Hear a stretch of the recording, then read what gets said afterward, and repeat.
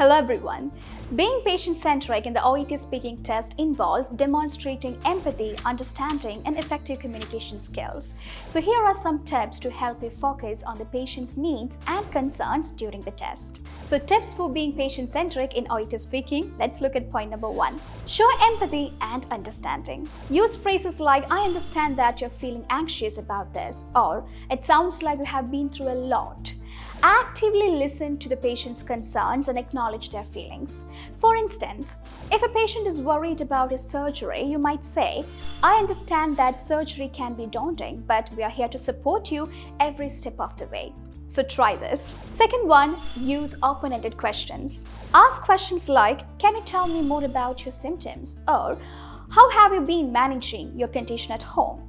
So what we're doing here is we're encouraging the patient to share their experiences and concerns in detail.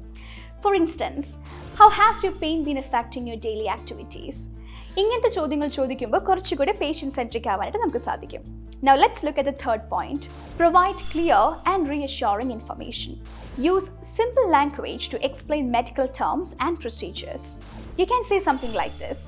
This medication will help reduce your blood pressure and protect your heart. So avoid using jargons, instead explain things in a way that the patient can easily understand. For instance, we will take an X-ray to get a clear picture of what's causing your pain. ഇതാവുമ്പോൾ കുറച്ചുകൂടി patient മനസ്സിലാവുന്ന രീതിയിൽ നമുക്ക് communicate ചെയ്യാൻ സാധിക്കും. Now let's look at the fourth point. Involve the patient in decision making. This is very important. You can try some statements like, we have a few options for your treatment. Let's discuss them so you can decide what's best for you. Present different treatment options and explain the pros and cons of each. For instance, we can manage your condition with either medication or lifestyle changes. So here's what each involves. ഇങ്ങനെ ഓരോ point ആയിട്ട് നിങ്ങളുടെ option കൊടുക്കുമ്പോൾ പേഷ്യന്റിന് അത് കുറച്ചുകൂടെ feasible ആയിരിക്കുകയും ചെയ്യും and the patient will feel like yes, you're considering his perspective as well. Now let's look at the fifth point. Summarize and confirm understanding. After explaining a treatment plan, ask something like this. Do you have any questions about what we have discussed? Or can you repeat back to me what you understand about the treatment? So you have to ensure the patient has understood your instructions by summarizing key points and inviting them to ask questions. For instance, so just to recap, you will need to take this medication twice a day and follow up with this in a month. Does that sound clear? So ഇതുപോലെ patient അടുത്ത് ചില questions ഒക്കെ ചോദിച്ച് നിങ്ങൾ പറയുന്ന കാര്യങ്ങൾക്ക് മനസ്സിലാവുന്നുണ്ടോ എന്ന് ചെക്ക് ചെയ്യേണ്ടത് വളരെ ഇമ്പോർട്ടൻ്റ് ആണ്. Now let's look at the sixth point. Use a calm and reassuring tone. Speak in a calm and steady voice, especially when discussing serious or complex issues. Say, let's take this step by step and make sure you're comfortable with the plan.